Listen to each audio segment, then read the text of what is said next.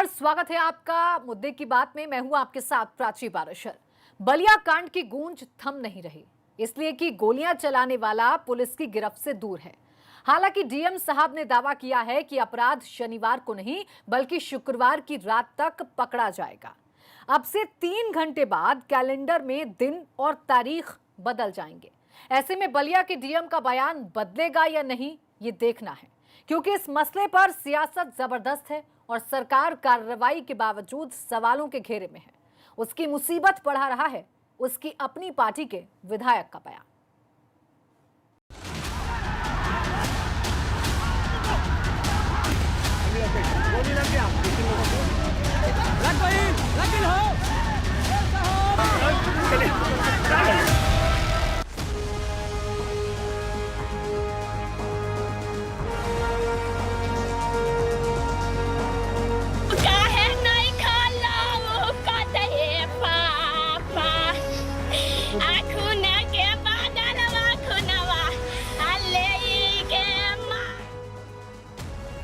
बिहार के बॉर्डर वाले जिले बलिया में गूंजी गोलियों की इस गूंज ने सिर्फ एक शख्स को छलनी नहीं किया बल्कि कानून व्यवस्था को भी छलनी किया है। और इलाके के दबंग और बलिया विधायक सुरेंद्र सिंह के करीबी धीरेन्द्र सिंह के लाइसेंसी बंदूक से निकली गोलियों के धुएं के साथ प्रशासन भी उड़ गया। चीख पुकार और गुहार सिर्फ गुरुवार को नहीं मची बल्कि शुक्रवार को भी जारी रही। जब मृतक जयप्रकाश पाल का शव उसके घर पहुंचा तो एक बार फिर गुहार लग गई।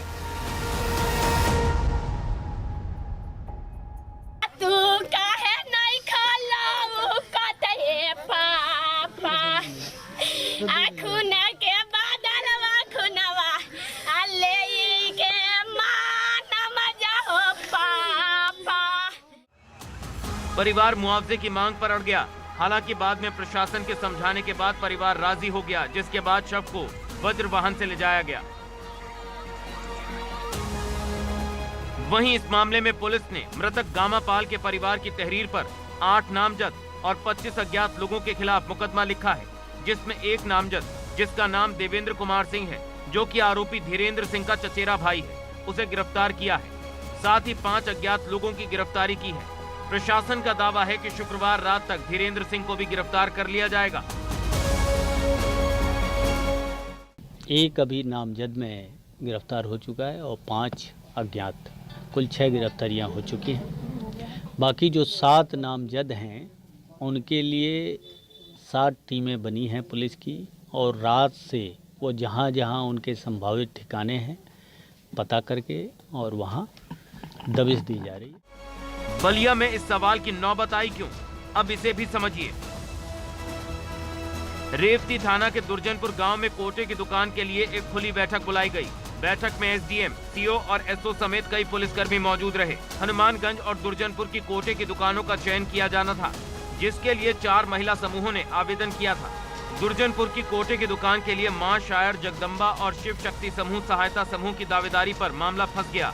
नौबत मतदान की आ गई। इसके बाद एसडीएम सुरेश कुमार पाल, सीओ चंद्रकेश सिंह और एसओ प्रवीण कुमार सिंह ने आधार कार्ड या पहचान पत्र को वोट के लिए जरूरी कर दिया। इसी पर हंगामा हो गया, क्योंकि एक पक्ष के पास पहचान पत्र नहीं होने का दावा किया गया। हंगामा होते ही बैरिया बीडीओ गजेंद्र प्रताप सिंह ने बैठक स्थगित कर दी।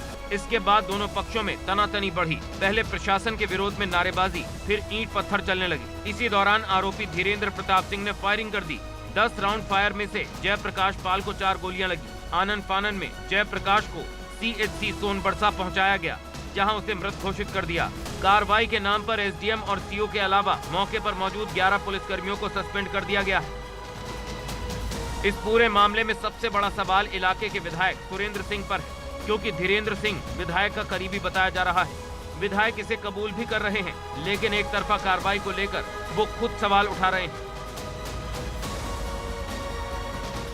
देखिए पत्रकार महोदय, वहाँ जो है 6 महिलाओं को मार करके लाठी डंडे से आज हॉस्पिटल में भर्ती हैं सब। वहाँ उसको कोई कहने वाला नहीं है। और जब जो है माने धीरेन्द्र सिंह उर्फ डब्लू सिंह के पिता को मारे लोग, उसके जो है माता को मारे लोग, उसके भाभी को मारे लोग, उसकी बहन को मारे लोग, और उसको कोई कहने वाला नहीं है। लेकिन मान लीजिए ठीक है, जो ये भी किए हैं इसकी मैं निंदा करता हूँ, ये नहीं होना चाहिए। प्रशासन जब उपस्थित है तो प्रशासन अपना काम करता। इस पूरे मसले पर कार्रवाई के बावजूद विपक्ष उन्हें इस मसले पर छोड़ने को तैयार नहीं है। कांग्रेस इस मसले पर लगातार हमलावर है। अब सवाल ये उठता है कि आखिर उत्तर प्रदेश में ये जंगल राज जो कायम हुआ है, ये किसकी देन है? कौन ऐसे अपराधियों को लगातार संरक्षित कर रहा है? एक तरफ तो अपराधी बेखौफ है, रात के अंधेरे में पहले अपराध करते थे, आज दिन के उजाले में भी वो इस बात से नहीं डरते कि सामने आला अफसर खड़े हैं, पुलिस खड़ी है, उनके सामने भी इस तरह की घटनाएं हो जा रही हैं। और सिर्फ कांग्रेस ही नहीं, सपा ने भी बलिया कांड पर दूसरे दिन सवाल पूछना जारी रखा है। पूर्व मुख्यमंत्री अखिलेश यादव ने ट्वीट कर सवाल उठाए हैं और पूछा है कि बलिया में सत्ताधारी भाजपा के एक नेता की एसडीएम और सीओ के सामने खुलेआम एक युवक की हत्या कर फरार हो जाने से उत्तर प्रदेश में कानून व्यवस्था का सच सामने आ गया है। अब देखें क्या एनकाउंटर वाली सरकार अपने लोगों की गाड़ी भी पलटाती है या नहीं। कि उत्तर प्रदेश में कानून व्यवस्था नाम की कोई चीज नहीं है। उत्तर प्रदेश की कानून व्यवस्था की हत्या खुद माननीय योगी आदित्यनाथ जी ने की है। आप जीरो टॉलरेंस की बात करते हैं। आपके ही विधायक के दाहिने हाथ, आपकी ही भारतीय जनता पार्टी के गुंडे सरेआम जहां एसडीएम और एसओ उपस्थित हो वहां हत्या कर दे और उसके बाद निकल जाए, और आप किसके खिलाफ कार्रवाई कर रहे हैं, किसको सस्पेंड कर रहे हैं? वहीं एक और पूर्व मुख्यमंत्री और बसपा प्रमुख मायावती ने भी ट्वीट कर सरकार को घेरा है। अपने ट्वीट में उन्होंने लिखा है कि यूपी में बलिया की हुई घटना अति चिंताजनक तथा अभी भी महिलाओं और बच्चियों पर आए दिन हो रहे उत्पीड़न आदि से ये स्पष्ट हो जाता है कि यहाँ कानून व्यवस्था काफी दम तोड़ चुकी है। सरकार इस ओर ध्यान दे तो ये बेहतर होगा, बीएसपी की ये सलाह। वहीं उत्तर प्रदेश में अपनी जड़ें जमाने में जुटी आम आदमी पार्टी के नेता संजय सिंह ने भी इस मसले पर यूपी सरकार को घेरा है। देखिए, ये निर्लज्जता की पराकाष्ठा है और भारतीय जनता पार्टी और उनकी सरकार, मुख्यमंत्री आदित्यनाथ जी पूरी तरीके से हत्यारों के, बलात्कारियों के, अपराधियों के पक्ष में खड़े होते हुए दिखते हैं। इसीलिए अपराधियों का मनोबल इतना तेजी के साथ बढ़ा है।